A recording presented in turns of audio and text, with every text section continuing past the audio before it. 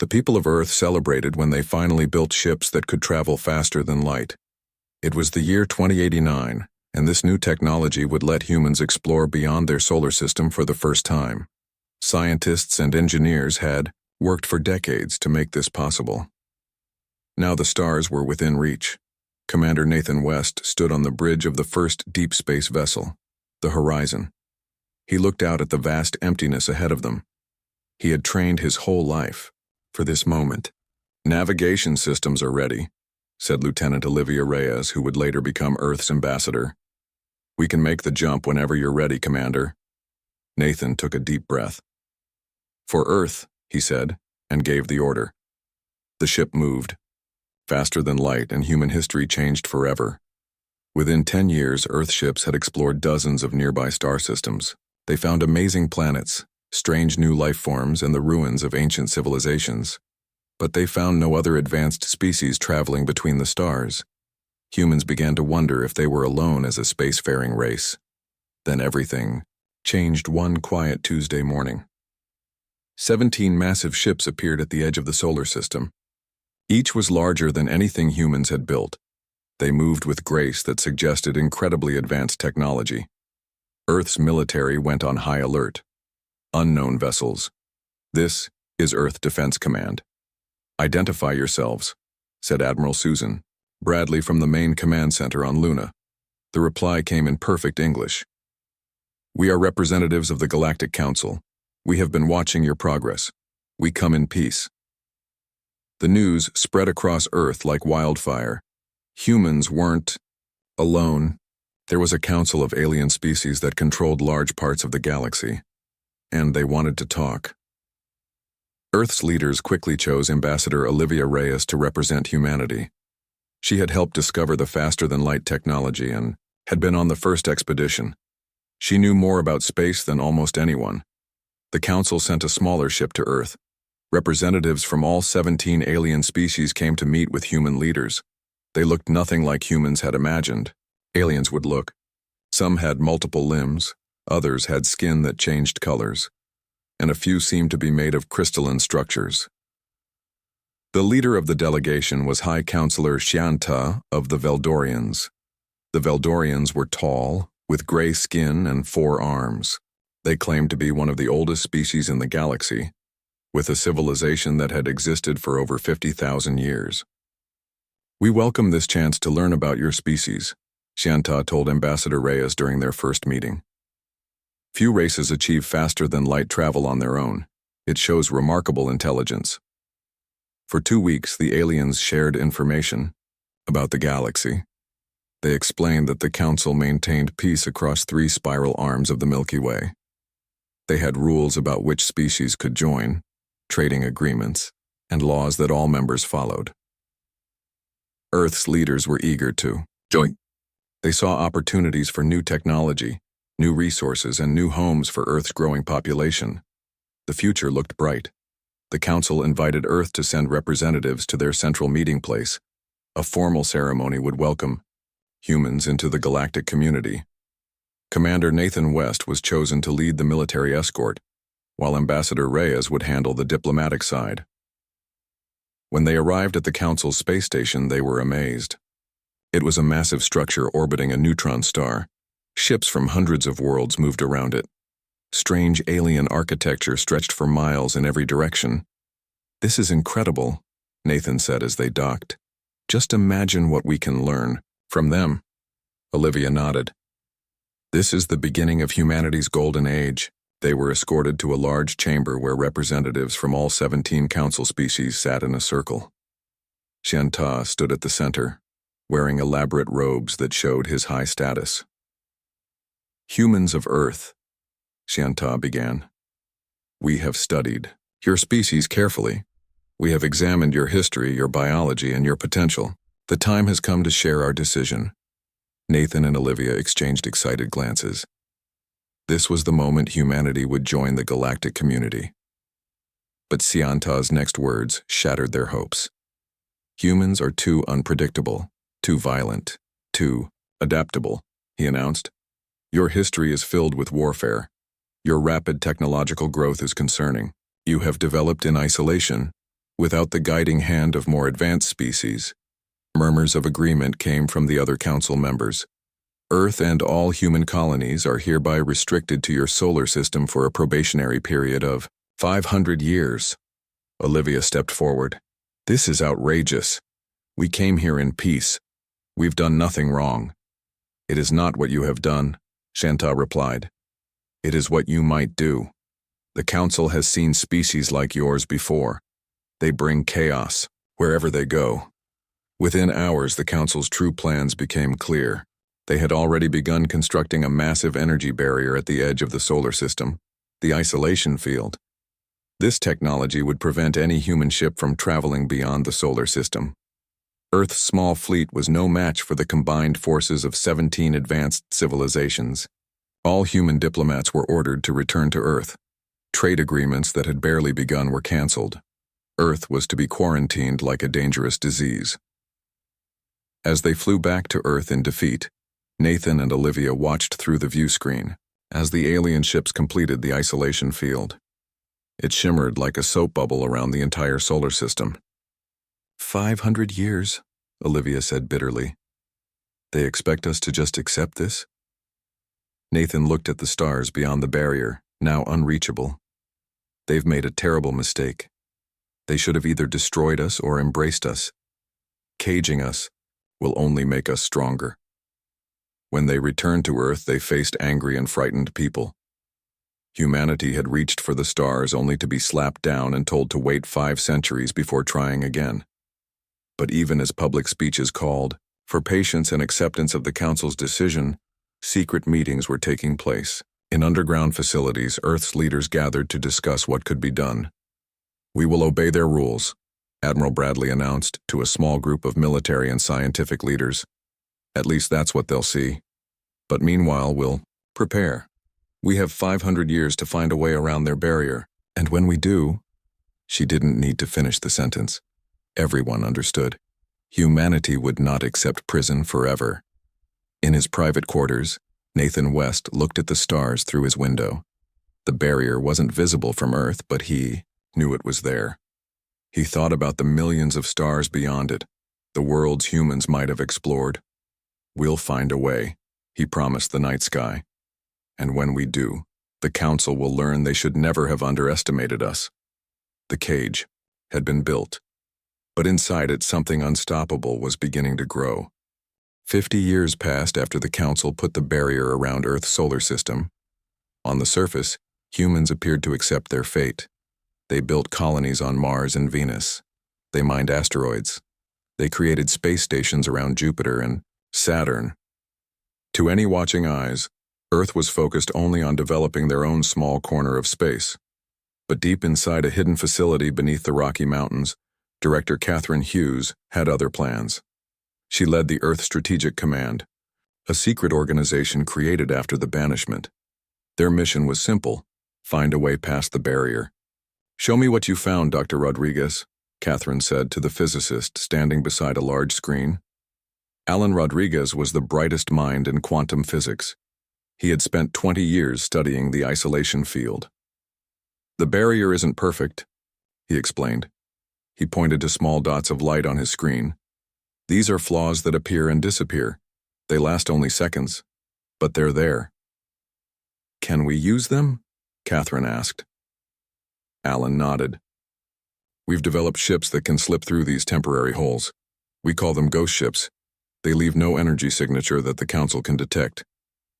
Catherine smiled for the first time in weeks. How soon until one is ready?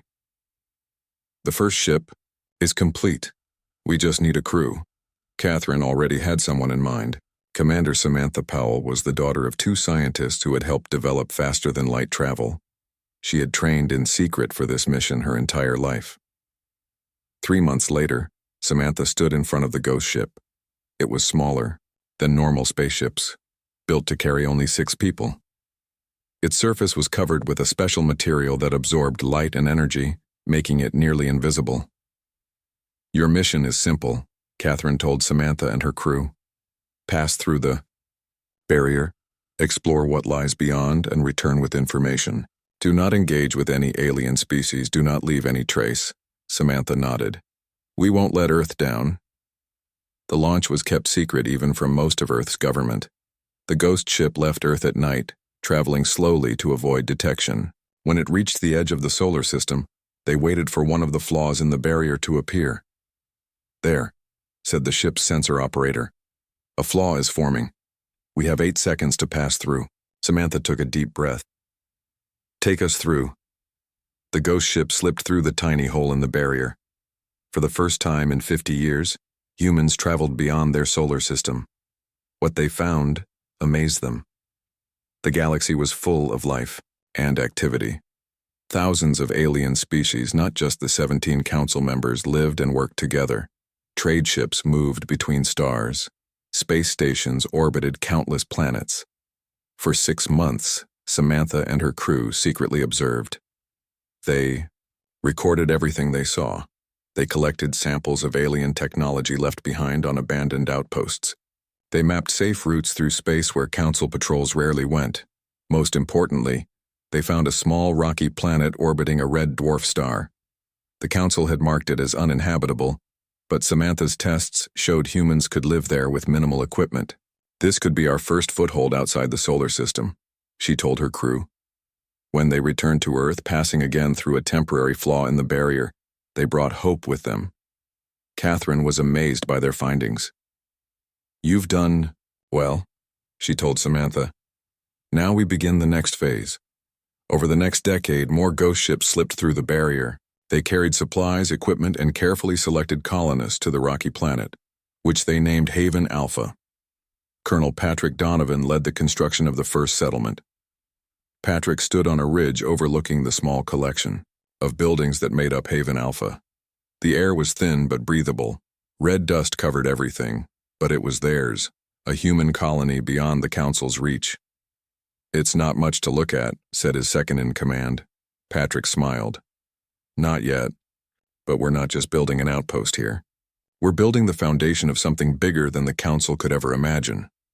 Back on Earth, scientists made breakthroughs the council never expected. Without alien oversight, humans explored technologies the council had banned or never discovered. They developed quantum communication systems that couldn't be detected by normal means. They created adaptive camouflage that could hide entire space stations. They built weapons using dark energy, more powerful than anything the council possessed. Most importantly, they learned how to build their own version of the isolation field technology. But instead of using it to create barriers, they used it to hide their activities. By the year 2145, Earth had sent hundreds of ghost ships through the barrier. Hidden colonies grew on 12 different worlds. A secret fleet of warships practiced maneuvers in the empty spaces between stars. All of this happened while the council believed humans were still trapped in their solar system. In a secure meeting room on Earth, Catherine, now much older but still leading Earth Strategic Command, addressed the leaders of Earth's government. "We don't need to challenge the council openly," she explained. "While they believe us contained, we'll explore, establish hidden outposts, and gather intelligence. We'll grow stronger in the shadows." One of the leaders asked, "How long will we hide? Another 50 years? 100? Catherine looked at the star map showing all their secret colonies. "As long as it takes. The council thinks they have 500 years before they need to deal with us again. That gives us plenty of time to build something they can't possibly stand against." On Haven Alpha, now home to over 10,000 colonists, Patrick watched as the lights of the settlement came on for the evening. The colony had farms, schools, and factories. Children who had never seen Earth played in the red soil.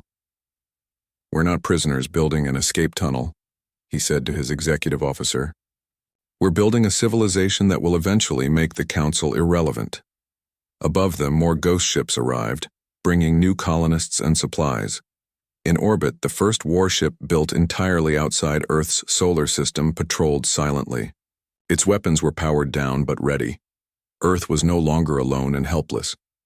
In the darkness between stars, a hidden empire was taking shape. The council had meant to contain humanity. Instead, they had forced humans to become stronger, more resourceful, and more determined than ever. And still the council suspected nothing. By the year 2300, Earth's hidden empire had grown beyond what anyone could have imagined. It now covered more than 40 star systems. All of these colonies operated in secret, staying away from council space and major trade routes. They communicated, using the quantum network, which allowed them to send messages instantly without the council detecting them. Admiral Vincent Clark now led Earth Strategic Command. He had taken over after Catherine Hughes retired. He stood in the command center deep under the Rocky Mountains, looking at a giant map of their secret empire. 200 years, he said to his officers. 200 years of building in the shadows. The council still thinks we're obediently waiting in our solar system. One of his officers smiled. They're in for a surprise when they finally check on us. Vincent nodded. But we're not ready to reveal ourselves yet. We need more information about the council's weaknesses. That information came from Lisa Franklin, Earth's best expert on alien cultures. She had spent 20 years pretending to be a trader from a minor alien species. Her disguise let her live on the Veldorian homeworld, learning everything she could about the most powerful council race. Lisa's latest report had just arrived through the quantum network. Vincent read it with growing excitement. This changes everything, he told his officers. The council is not as united as they want everyone to believe.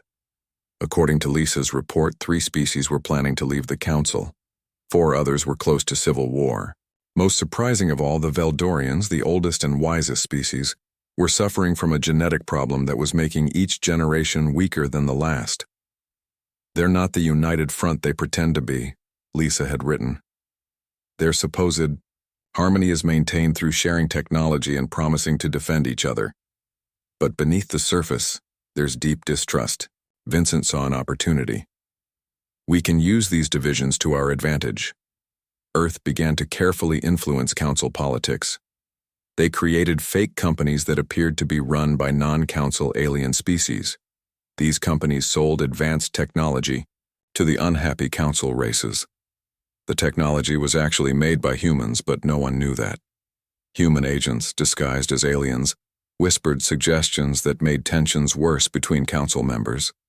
They never pushed for open conflict, just small disagreements that slowly grew bigger. Meanwhile, Earth's secret fleet continued to grow. The shipyards orbiting Jupiter built vessels more advanced than anything the council had. The pride of this fleet was the Defiance, commanded by Admiral Grace Washington. It was the largest and most powerful warship humans had ever built. Grace led regular training exercises in the empty spaces between stars. Her crews practiced for a day no one openly talked about, but everyone knew would come. We must be ready for any situation, she often told her officers.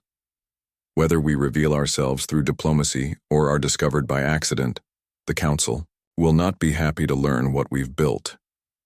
Back on Earth, the population continued their normal lives. Most people knew about the secret colonies, but they were careful never to mention them where the council might hear. Children were taught from an early age to act as if the solar system was their only home. To maintain this illusion, Earth built massive projects that the council could see. Huge space stations around Venus, cities on Mars, mining operations in the asteroid belt.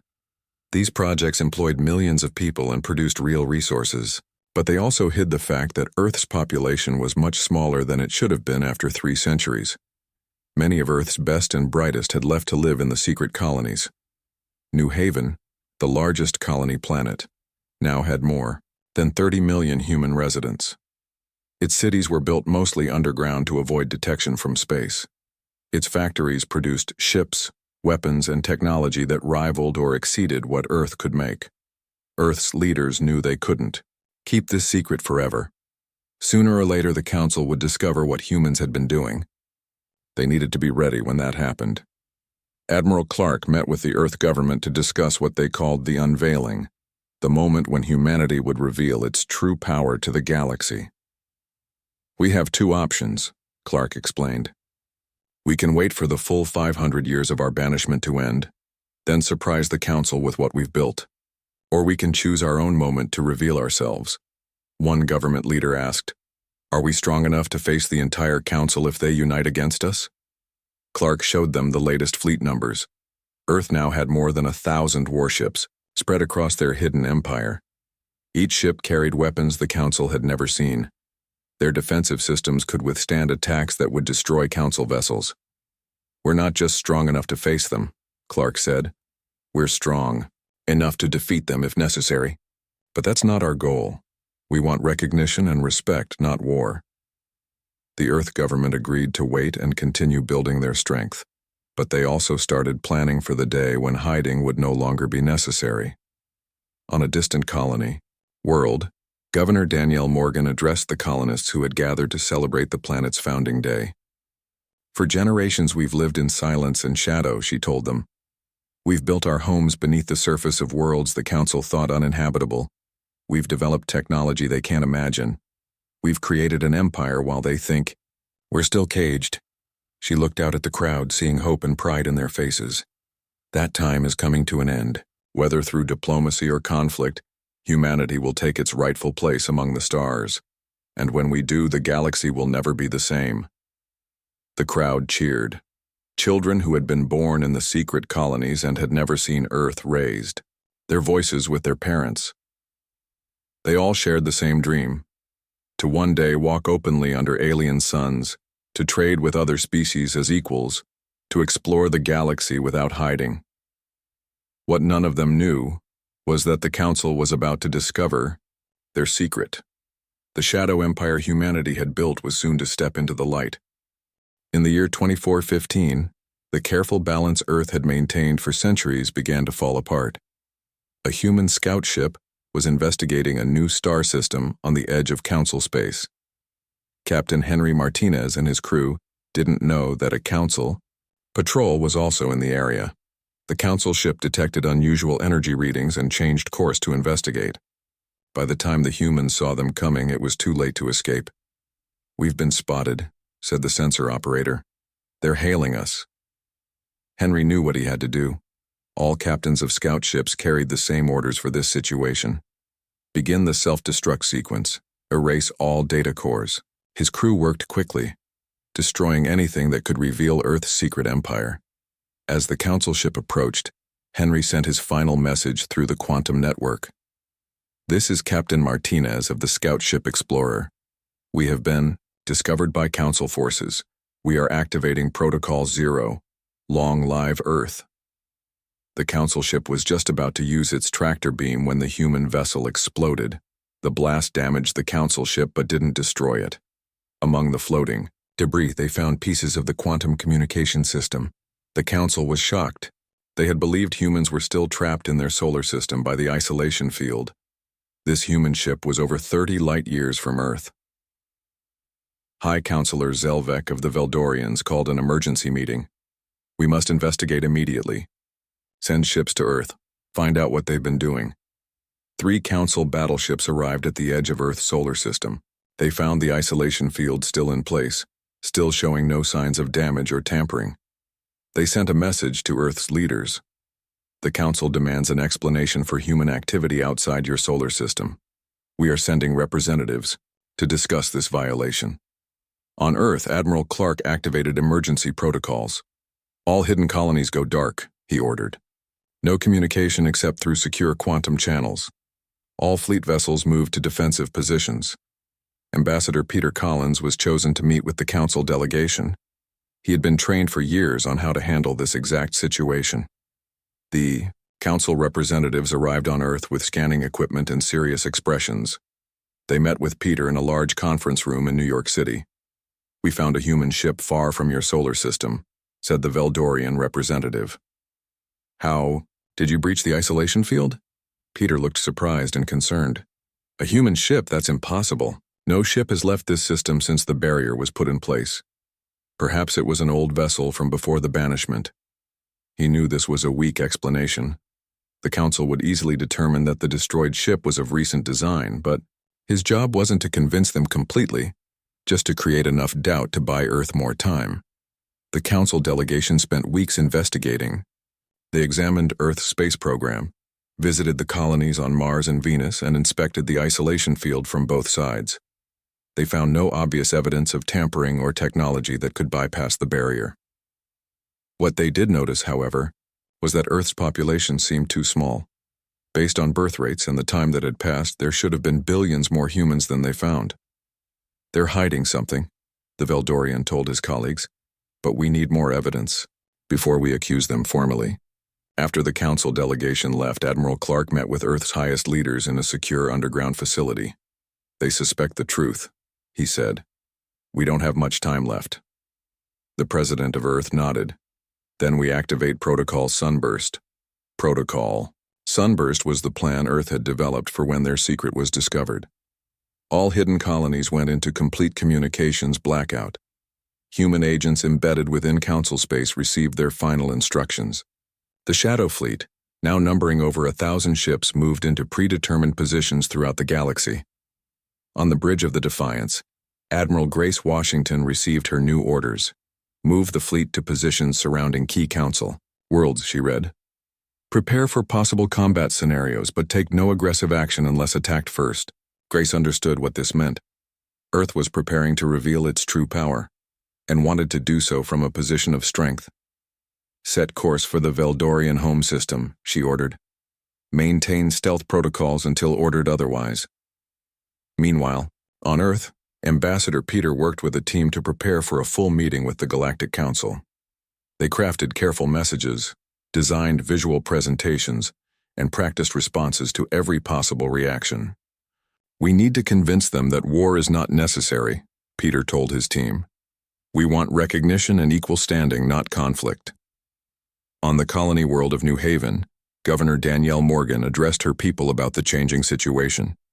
"For generations we've prepared for this moment," she said.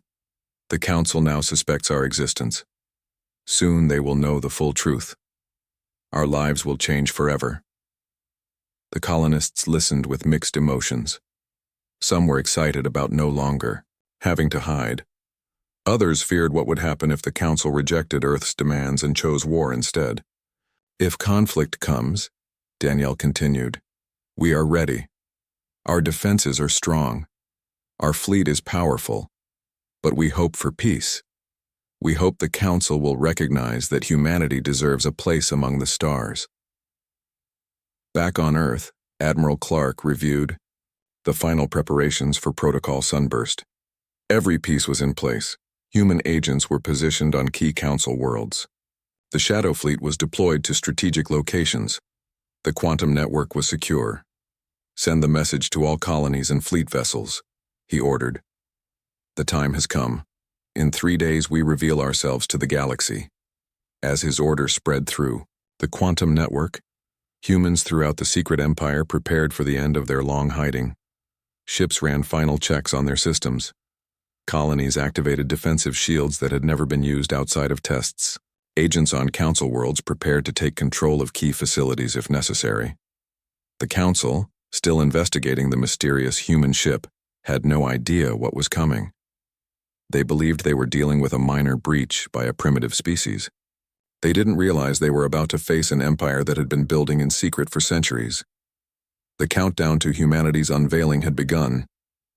The Galactic Council called an emergency meeting in the year 2440, exactly 350 years after humanity's banishment. Representatives from all 17 member species gathered in their grand chamber aboard the massive space station. The air was tense as High Counselor Zelvek of the Veldorians addressed the assembly. "Evidence suggests that humans have violated the terms of their isolation," Zelvek announced. "We must respond firmly.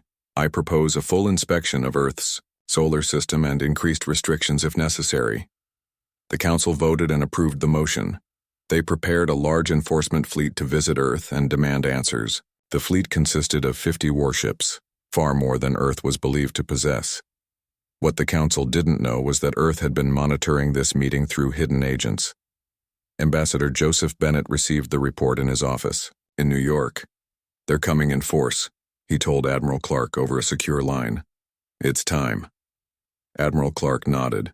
"Activate final phase of Protocol Sunburst. All ships decloak on my mark." Throughout human space, commanders received their orders. On the bridge of the Defiance, Admiral Grace Washington smiled. "Finally," she said. "Prepare to reveal ourselves." Power up all systems but keep weapons inactive. We're making a point, not starting a war. The Council enforcement fleet approached Earth with confidence. They expected to find a primitive civilization that had somehow managed to send a few ships beyond their barrier. They prepared their demands and sanctions. As they neared the edge of Earth's solar system, Ambassador Joseph Bennett sent them a surprising message. Honorable representatives of the Galactic Council, I request permission to address the full Council in person before you enter our space. There are matters of great importance we must discuss. The Council leaders were curious. They agreed to Joseph's request, believing it would be a plea for mercy. When Joseph's ship docked at the Council station, he was escorted by 4 guards to the main chamber. The 17 Council representatives looked down at him from their raised seats. None expected what was about to happen. 350 years ago, Joseph began, you judged humanity unworthy of the stars. You placed us in a cage and expected us to wait quietly for half a millennium, Zelvek interrupted. And yet you broke those terms. You sent ships beyond your barrier. Joseph smiled. We did far more than that. He activated a small device on his wrist. A holographic display appeared in the center of the chamber, showing a map of the galaxy. Small blue lights began to appear on the map, each representing a human colony or outpost. The lights spread across 3 spiral arms of the galaxy, covering 47 star systems. The Council members gasped and murmured in shock. This is impossible, said one. They're bluffing, said another. Joseph continued.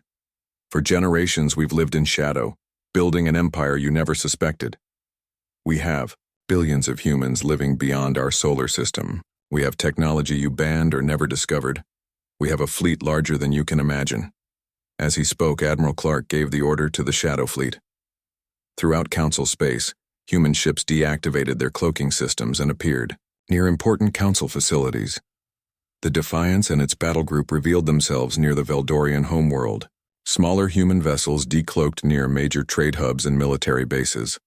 On 12 Council worlds, human agents activated hidden systems that temporarily disabled planetary defenses. None of the systems caused harm or damage. They simply proved what humans could do if they chose. In the Council chamber, the emergency alerts began to sound. Representatives received frantic messages about human ships appearing everywhere. The isolation field comes down today, Joseph announced, but we do not come seeking revenge. Despite your attempt to cage us, humanity offers alliance, not subjugation. Zelvek stood, trying to maintain control of the situation. This is an act of war. You threaten the Council with your ships and sabotage. Not war, Joseph corrected. A demonstration. Notice that not a single shot has been fired. No lives have been lost. We could have attacked at any time during the past century, but that was never our goal. He touched his device again, and the hologram changed to show scientific data. We have technologies you need, solutions to problems you cannot solve alone, including the genetic deterioration threatening the Veldorian people. This caught Zelvek by surprise.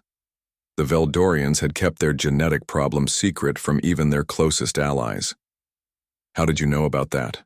He asked quietly. We've been watching and learning, Joseph replied. We know about the fractures in your council. We know about the civil wars brewing on 4 of your worlds. We know about the 3 species planning to leave your alliance. The chamber fell silent. Joseph had revealed secrets that many council members hadn't known themselves. You feared what humanity might become if allowed to join the galactic community, Joseph continued. But by trying to prevent that future, you created something far more powerful than would have existed otherwise. You forced us to become stronger, more resourceful, and more united than we ever would have been. Over the next several days, tense negotiations took place. The Council realized they faced a civilization with technology equal to or greater than their own, with a military presence throughout their territory. They had no choice but to recognize humanity's power. The isolation field was deactivated. Human colonies came out of hiding. The secret empire that had been built in darkness stepped into the light of distant suns. 1 month later, Representatives from Earth and all 17 council races met again. This time, they came not as rulers and subjects, but as equals. They signed a new agreement that dissolved the old Galactic Council and formed the Interstellar Concordat, with Earth as a founding member. Admiral Grace Washington watched from the bridge of the Defiance as the isolation field finally powered down completely. The energy barrier that had surrounded Earth's solar system for 3.5 centuries flickered and disappeared. Her executive officer stood beside her. "What happens now, Admiral?" he asked. Grace looked out at the stars, no longer forbidden, no longer distant. "Everything," she replied simply. "The universe thought it could contain us. Instead, we learned to contain ourselves until the moment was right. That patience and discipline will serve humanity well as we help build something better than what came before." On New Haven, Governor Danielle Morgan addressed the largest crowd ever gathered on the colony world. Billions watched from other colonies, and from Earth itself. "Today marks the end of humanity's great test," she said. "We passed that test not by breaking free through force, but by growing beyond the cage that was meant to limit us. Now we take our place among the stars, not as conquerors, but as builders of a better future." The people cheered as ships from council worlds began to arrive openly at human colonies for the first time. The age of hiding was over. The age of exploration and cooperation had begun. Earth had been banished, isolated, and contained. In response, humanity had quietly built an unstoppable empire, and now that empire would help reshape the galaxy.